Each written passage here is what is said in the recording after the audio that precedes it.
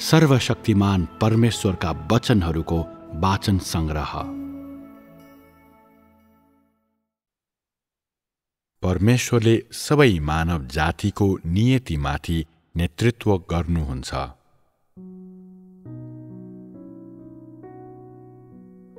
मानव जातिका सदस्यहरू र समर्पित ईसाईहरूका रूपमा परमेश्वरको आदेशलाई पूरा गर्नका निम्ति हाम्रा मन र शरीरलाई बलिदानको रूपमा चढाउने हामी सबैको जिम्मेवारी र दायित्व हो, किनकि हाम्रो सम्पूर्ण अस्तित्व परमेश्वरबाट आएको हो र परमेश्वरको सार्वभौमिकताको कारण यो अस्तित्वमा रहेको छ। यदि हाम्रा शरीर र मन परमेश्वरको आदेश र मानव जातिको धार्मिक अभियानका निम्ति होइनन् भने परमेश्वरको आदेशको निम्ति शहीद भएकाहरूका निम्ति हाम्रा आत्मा अयोग्य हुनेछन् र हाम्रा लागि सबै थोक जुटाउनु हुने परमेश्वरका निम्ति त झन अयोग्य हुनेछन्। परमेश्वरले यस संसारलाई सृष्टि गर्नुभयो। उहाँले यस मानव जातिलाई सृष्टि गर्नुभयो। साथै उहाँ प्राचीन ग्रीक संस्कृति र मानव सभ्यताका योजनाकार हुनुहुन्थ्यो।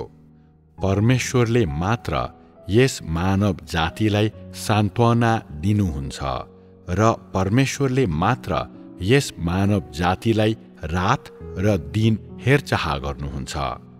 मानव विकास र प्रगति परमेश्वरको सार्वभौमिकताबाट अविभाज्य छन् र मानव जातिको इतिहास र भविष्य परमेश्वरका योजनाहरूबाट अलग छैनन्। यदि त साँचो ईसाई होस् भने कुनै पनि देश वा राज्यको उदय र पतन परमेश्वरको योजना अनुसार हुन्छ भनी तैँले अवश्य पनि विश्वास गर्छस्। कुनै देश वा राज्यको नियति परमेश्वरलाई मात्र थाहा छ अनि परमेश्वरले मात्र यस मानव जातिको गति पथलाई नियन्त्रण गर्नुहुन्छ।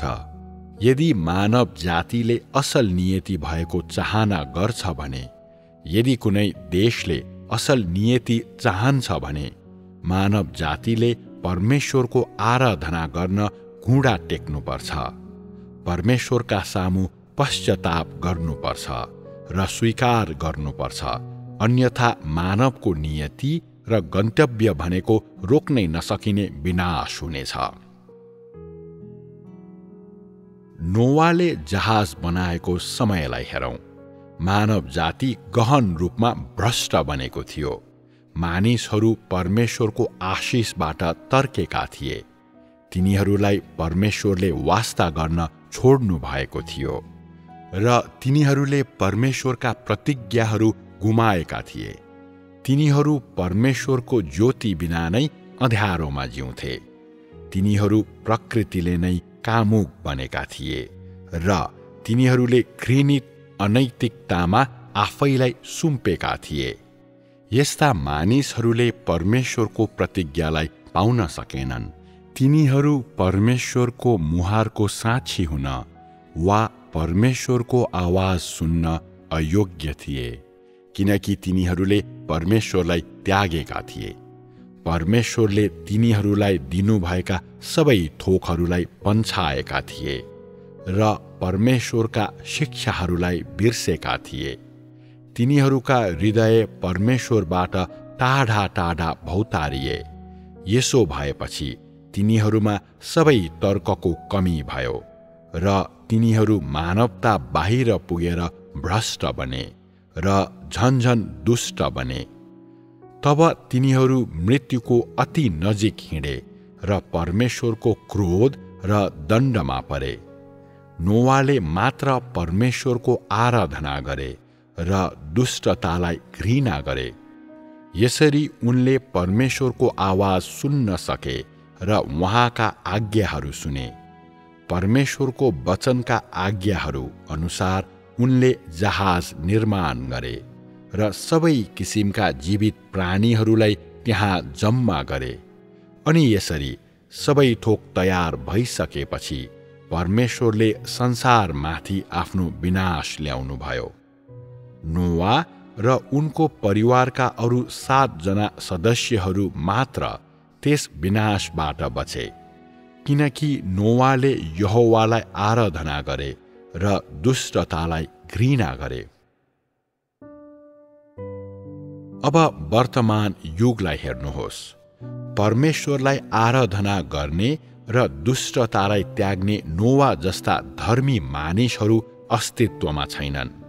तैपनि परमेश्वर यस मानव जातिप्रति अझै दयालु हुनुहुन्छ र यस अन्तिम युगको अवधिमा अझै तिनीहरूलाई क्षमा दिनुहुन्छ। परमेश्वरले उहाँ देखा पर्ने दिनको चाहना राख्नेहरूलाई खोज्नुहुन्छ। उहाँका वचनहरू सुन्न सक्नेहरू, उहाँका आदेशलाई नबिर्सेकाहरू र आफ्ना हृदय र शरीर उहाँलाई अर्पण गर्नेहरूलाई उहाँले खोज्नुहुन्छ। उहाँको सामुन्ने बालक जस्तै आज्ञाकारी भएकाहरू र उहाँको विरोध नगर्नेहरूलाई उहाँले खोज्नुहुन्छ। यदि तैँले आफैलाई परमेश्वरमा समर्पित गरिस्, कुनै शक्ति वा दबावद्वारा रोकिएनस् भने परमेश्वरले तँमाथि दया देखाउनुहुनेछ र तँमाथि आशिष खन्याउनुहुनेछ। यदि तँ उच्च स्थान, सम्माननीय प्रतिष्ठामा छस्, प्रशस्त ज्ञानका स्रोत, प्रशस्त सम्पत्तिका मालिक होस्, धेरै मानिसहरूले तँलाई समर्थन गर्छन्, तर पनि उहाँको बोलावट र उहाँको आज्ञालाई स्वीकार गर्न र तँबाट परमेश्वरले माग्नुभएका कार्यहरू गर्नका लागि परमेश्वरका सामु आउन यी कुनै पनि कुराहरूले तँलाई रोकेनन् भने तैँले गरेका सबै कुराहरू यस पृथ्वीमा अति अर्थपूर्ण अभियान र मानव जातिका निम्ति अति धार्मिक कार्य हुनेछन्। यदि तैँले ओहोदा र तेरा आफ्ना लक्ष्यहरूका खातिर परमेश्वरको बोलावटलाई अस्वीकार गरिस् भने तैँले गरेका सबै कुराहरू श्रापित हुनेछन् र परमेश्वरद्वारा ती निन्दित हुनेछन्। सायद तँ राष्ट्रपति, वैज्ञानिक, पास्टर वा एल्डर होस्, तर यदि तँ आफ्ना काम कारबाहीहरूमा आफ्ना ज्ञान र क्षमतामा भर पर्छस् भने तँ जति नै उच्च ओहदामा भए पनि तँ जहिले पनि असफल हुनेछस् र परमेश्वरका आशिषहरूबाट सधैँ वञ्चित हुनेछस्, किनकि तैँले गरेको कुनै पनि कुरालाई परमेश्वरले स्वीकार गर्नुहुन्न र तैँले गरेको कार्य धार्मिक हो भनी उहाँले मान्नुहुन्न वा तैँले मानव जातिका फाइदाका लागि केही कार्य गरेको छस् भनी स्वीकार गर्नुहुन्न। तैँले गरेका सबै कामले मानव जातिलाई परमेश्वरको सुरक्षाबाट वञ्चित गर्ने र परमेश्वरका आशिषहरूलाई अस्वीकार गर्ने गरी तैँले मानव जातिका ज्ञान र बललाई प्रयोग गरिस् भनी उहाँले तँलाई भन्नुहुनेछ। तैँले मानव जातिलाई अँध्यारोतिर, मृत्युतिर र मानवले परमेश्वर र उहाँका आशिषलाई गुमाएका असीमित अस्तित्वको सुरुवाततिर लैजान्छस् भनी उहाँले तँलाई भन्नुहुनेछ। मानव जातिले सामाजिक विज्ञानहरूलाई स्थापित गरेदेखि मानवको मन चाहिँ विज्ञान र ज्ञानद्वारा भरिएको छ। मानव जातिलाई शासन गर्नका लागि विज्ञान र ज्ञान औजार बनेका छन् र परमेश्वरलाई आराधना गर्न मानवका निम्ति पर्याप्त स्थान छैन र परमेश्वरको आराधना गर्नका लागि उपयुक्त परिस्थिति पनि छैन। मानवको हृदयमा परमेश्वरको स्थान अझै तल भासिएको छ। मानवको हृदयमा परमेश्वर नहुनु भएको हुनाले उसको भित्री संसार अँध्यारो, आशाविहीन र खाली भएको छ। यसरी नै परमेश्वरले मानवलाई सृष्टि गर्नुभयो भन्ने सत्यताको विरोध गर्न मानव जातिको हृदय र मनलाई सामाजिक विज्ञानका सिद्धान्तहरू, मानव विकासवादको सिद्धान्त र अन्य सिद्धान्तहरूले भर्न धेरै सामाजिक वैज्ञानिकहरू, इतिहासकारहरू र राजनीतिज्ञहरू अगाडि आएका छन्। अनि यस तरिकाले परमेश्वरले सबै थोक सृष्टि गर्नुभयो भनी विश्वास गर्नेहरू पहिले भन्दा नै थोरै भएका छन् र विकासवादको सिद्धान्तमा विश्वास गर्नेहरू सङ्ख्यामा पहिले भन्दा धेरै भएका छन्। पुरानो करारीय युगमा भएका परमेश्वरका काम र उहाँका वचनहरूका विवरणहरूलाई धेरै मानिसहरूले दन्त्य कथा र पौराणिक कथाका रूपमा लिएका छन्। परमेश्वरको गरिमा र महानता, परमेश्वर अस्तित्वमा हुनुहुन्छ र सबै थोकमाथि उहाँको प्रभुत्व छ भन्ने सिद्धान्तमा मानिसहरू आफ्ना हृदयमा उदासीन बन्छन्। मानव जातिको अस्तित्व र देशहरू र राज्यहरूका नियति तिनीहरूका लागि महत्त्वपूर्ण रहँदैनन् र मानव केवल खाने, पिउने र सुखको खोजीमा मात्र सरोकार राखी खोक्रो संसारमा बस्छ। आज परमेश्वरले आफ्नो काम कहाँ गर्नुहुन्छ भनी केही मानिसहरूले मात्र खोज्छन् वा मानवको गन्तव्यमा उहाँले कसरी नेतृत्व दिनुहुन्छ र प्रबन्ध मिलाउनुहुन्छ भनी खोजेका हुन्छन्। अनि यसरी मानवलाई थाहा नै नभई मानव सभ्यता मानवका चाहनालाई काट्न थोरै सक्षम हुन्छ। अनि यस किसिमको संसारमा जिउँदा त पहिले नै बितेर गइसकेकाहरू भन्दा पनि कम खुसी छौं भन्ने अनुभूति गर्ने मानिसहरू समेत धेरै छन्। उच्च सभ्यता प्राप्त गरेका देशहरूका मानिसहरूले पनि यस किसिमका गुनासोहरू पोख्छन्, किनभने परमेश्वरको मार्गदर्शन बिना शासकहरू र समाजशास्त्रीहरूले मानव सभ्यतालाई बचाउन तिनीहरूका दिमागहरूलाई जति नै तन्काए पनि यसले कुनै फाइदा गर्दैन। मानवको हृदयमा भएको खालीपनलाई कसैले पनि भर्न सक्दैन, किनकि कोही पनि मानवको जीवन हुन सक्दैन र कुनै पनि सामाजिक सिद्धान्तले मानवलाई उपीडित भएको खालीपनबाट स्वतन्त्र पार्न सक्दैन। विज्ञान, ज्ञान, स्वतन्त्रता, प्रजातन्त्र, फुर्सद, सान्त्वना यिनीहरूले मानवलाई केवल अस्थायी सान्त्वना मात्र दिन्छन्। यी कुराहरू हुँदा पनि मानवले पक्कै पाप गर्नेछ र समाजका अन्यायहरूमा पछुतो गर्नेछ। यी कुराहरूले अन्वेषण गर्ने मानवका लालसा र इच्छालाई रोक्न सक्दैनन्। यो हुनुको कारण चाहिँ मानवलाई परमेश्वरले बनाउनु भयो र अर्थहीन बलिदानहरू र मानवका अन्वेषणहरूले उसलाई अझै कष्टमा मात्र लैजान सक्छ र मानवलाई लगातार डरको अवस्थामा मात्र राख्छ। मानव जातिको भविष्यलाई कसरी सामना गर्ने वा अगाडि रहेको मार्गलाई कसरी सामना गर्ने भन्ने उसलाई थाहा हुँदैन। मानव विज्ञान र ज्ञानसँग पनि डराउनेछ र खालीपनको अनुभूतिमा पनि ऊ अझ डराउनेछ। यस संसारमा त स्वतन्त्र देशमा होस् वा मानव अधिकार नभएको देशमा होस्, जहाँ बसे पनि मानव जातिको भवितव्यबाट बच्न त पूर्ण असक्षम छस्। त शासक वा शासित जो भए पनि मानव जातिका नियति, रहस्यहरू र गन्तव्य अन्वेषण गर्ने तेरो इच्छाबाट बच्न पूर्ण रूपमा असक्षम छस्। खालीपनको चिन्ताको चेतनाबाट बच्न त अझै बढी असक्षम छस्। सबै मानव जातिका लागि सामान्य भएका यस्ता घटनाहरूलाई समाजशास्त्रीहरूले सामाजिक घटनाहरू भन्छन्।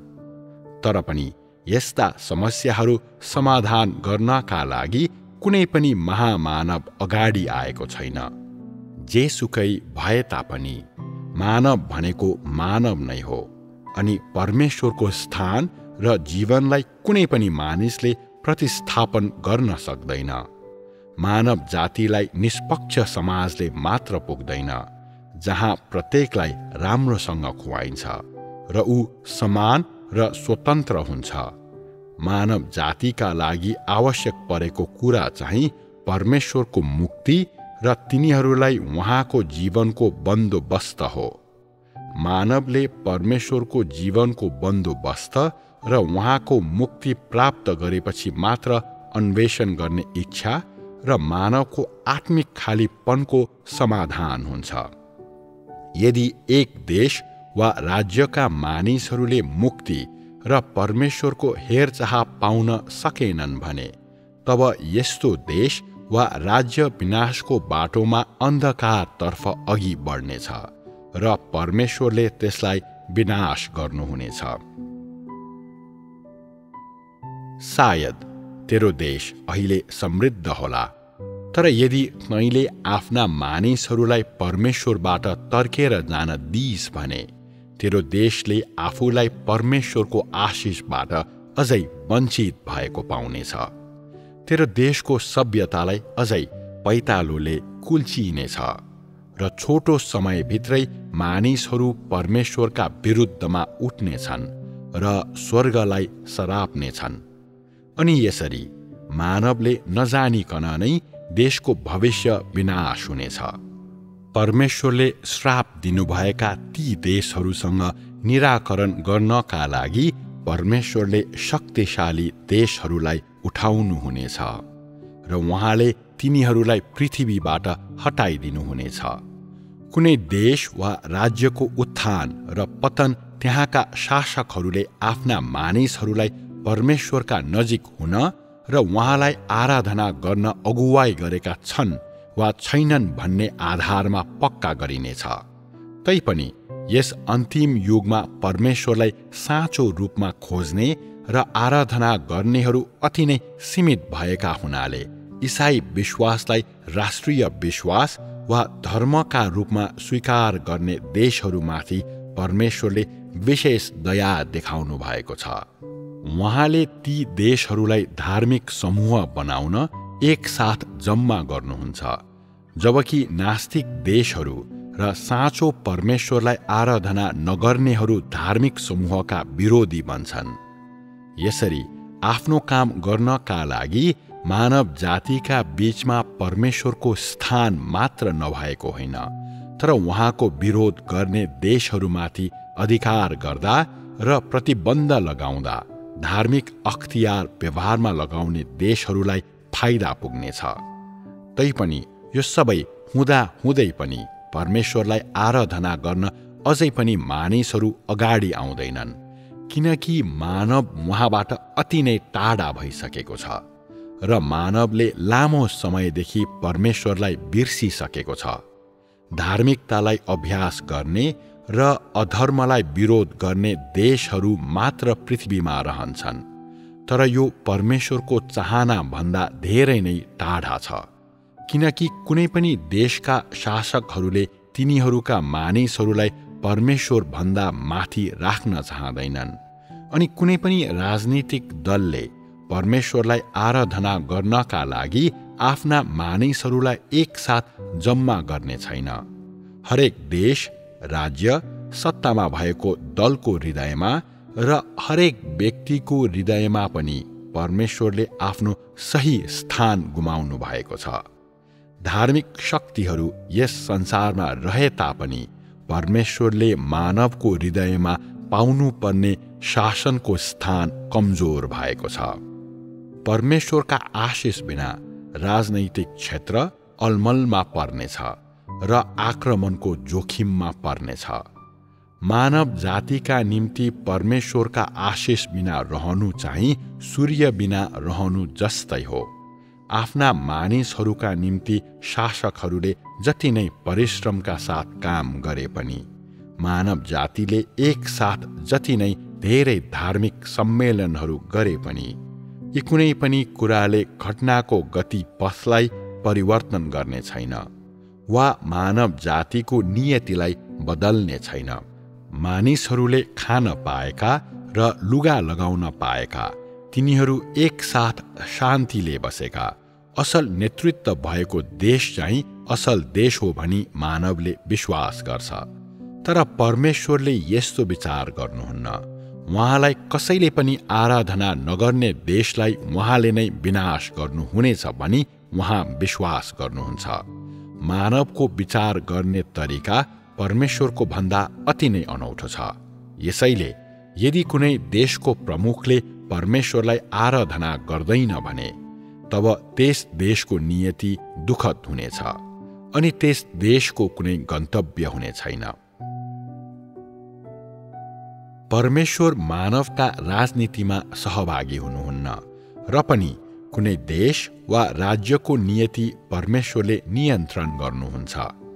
परमेश्वरले यो संसार र सारा विश्वलाई नियन्त्रण गर्नुहुन्छ। मानवको नियति र परमेश्वरको योजना घनिष्ठ रूपमा जोडिएका छन्। कुनै पनि मानव, देश वा राज्य परमेश्वरको सार्वभौमिकताबाट छुटेको छैन। यदि मानवले आफ्नो नियति जान्न चाहन्छ भने ऊ परमेश्वरका सामु आउनै पर्छ। परमेश्वरलाई पछ्याउने र आराधना गर्नेहरूलाई उहाँले समृद्ध पार्नुहुनेछ र उहाँलाई अस्वीकार गर्ने र विरोध गर्नेहरूलाई उहाँले अस्वीकार र विनाश गर्नुहुन्छ। बाइबलमा उल्लेख सदोममाथि परमेश्वरले विनाश ल्याउनु हुँदाको दृश्यलाई स्मरण गर र लोतकी पत्नी कसरी नुनको खम्बा बनिन् सो पनि विचार गर। निनवेका मानिसहरूले कसरी भाङ्रा र खरानी लगाएर आफ्ना पापहरूबाट पश्चाताप गरे र 2000 वर्ष पहिले यहुदीहरूले येशूलाई क्रुसमा किला ठोके पश्चात के भयो सो कुरालाई स्मरण गर।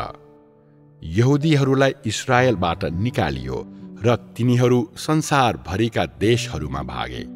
धेरै जनालाई मारियो र पुरै यहुदी राज्य अभूतपूर्व रूपमा विनाशमा पर्यो। तिनीहरूले परमेश्वरलाई क्रुसमा किला ठोकेका थिए। तिनीहरूले जघन्य पाप गरे र परमेश्वरको स्वभावलाई रिस उठाए। तिनीहरूले गरेका कामका लागि तिनीहरूले मूल्य तिर्नु पर्यो र तिनीहरूलाई आफ्ना कामहरूका सबै नतिजाहरू भोग्न लगाइयो। तिनीहरूले परमेश्वरको निन्दा गरे, परमेश्वरलाई अस्वीकार गरे। यसरी तिनीहरूको एउटा मात्र भविष्य थियो, परमेश्वरद्वारा दण्ड पाउनु। यो तिनीहरूका देश र राज्यमाथि तिनीहरूका शासकहरूले ल्याएका तीता नतिजाहरू र प्रकोप थिए। आज परमेश्वर आफ्नो काम गर्नका लागि संसारमा फर्कनु भएको छ। उहाँले पहिलो चरणमा अधिनायकवादी शासकहरूका भव्य सभालाई रोक्नुभयो, नास्तिकवादको कडा गढ चीनलाई। परमेश्वरले आफ्नो बुद्धि र शक्तिद्वारा मानिसहरूको एक समूह प्राप्त गर्नुभएको छ। यस समयावधिमा उहाँलाई चीनको सत्ताधारी दलले हरेक तरिकाले खेदो गरेर ठूलो कष्ट दियो। त्यसैले आश्रय भेट्टाउन नसकेर उहाँको शिर राख्ने ठाउँ पनि छैन। यस्तो कुरा हुँदा हुँदै पनि परमेश्वरले गर्न मनसाय राख्नु भएको काम उहाँले अझै निरन्तर गर्नुहुन्छ। उहाँले आफ्नो स्वर निकाल्नुहुन्छ र सुसमाचार फैलाउनुहुन्छ। परमेश्वरको सर्वशक्तिमानतालाई कसैले पनि बुझ्न सक्दैन। परमेश्वरलाई आफ्नो शत्रु ठान्ने देश चीनमा परमेश्वरले आफ्नो काम कहिल्यै रोक्नु भएको छैन। त्यसको सट्टा धेरै मानिसहरूले उहाँको काम र वचनलाई स्वीकार गरेका छन्, किनकि परमेश्वरले जति सक्दो मानव जातिको प्रत्येक र हरेक सदस्यलाई मुक्ति दिनुहुन्छ। परमेश्वरले प्राप्त गर्न चाहनु भएको कुरालाई रोक्न उहाँको मार्गमा कुनै देश वा शक्ति खडा हुन सक्दैन भनी हामी भरोसा राख्छौं। परमेश्वरको कामलाई रोक्नेहरू, परमेश्वरको वचनको विरोध गर्नेहरू र बाधा दिनेहरू र परमेश्वरको योजनालाई बिगार्नेहरूलाई अन्त्यमा परमेश्वरले दण्ड दिनुहुनेछ। परमेश्वरको कामको अवहेलना गर्नेलाई नरकमा पठाइनेछ। परमेश्वरको कामको अवहेलना गर्ने कुनै पनि देशलाई विनाश गरिनेछ। परमेश्वरको कामको विरोधमा उठ्ने कुनै पनि राज्यलाई यस पृथ्वीबाट पूर्ण रूपमा मेटाइनेछ र त्यो अस्तित्वमा रहने छैन। सबै राज्यहरू, सबै देशहरू र सबै उद्योगहरूले पनि परमेश्वरको आवाज सुनुन्, परमेश्वरको कामलाई हेरुन् र मानव जातिको नियतिमा ध्यान देऊन्। परमेश्वरलाई सबैभन्दा पवित्र, सबैभन्दा आदरणीय, सर्वोच्च, मानव जातिका बीचमा आराधनाका एकमात्र व्यक्ति र सम्पूर्ण मानव जातिलाई परमेश्वरको आशिष मुनि बाँच्ने बनाउन्, जसरी अब्राहमका सन्तानहरू यहोवाका प्रतिज्ञामा रहे र जसरी परमेश्वरले पहिले सृष्टि गर्नुभएका आदम र हब्बा अदनको बगैँचामा रहे। परमेश्वरको काम शक्तिशाली छाल जस्तै माथितिर बढ्छ। कसैले पनि उहाँलाई थुन्न सक्दैन र उहाँको दौडलाई कसैले पनि रोक्न सक्दैन। उहाँका वचनहरूलाई ध्यानसँग सुन्नेहरू र उहाँलाई खोज्ने र तिर्खाउनेहरूले मात्र उहाँका पाइलाहरू पछ्याउँछन् र उहाँको प्रतिज्ञा प्राप्त गर्छन्। जसले गर्दैनन् तिनीहरूले ठूलो विपत्ति भोग्नेछन् र तिनीहरूले पाउन लायकको दण्ड पाउनेछन्।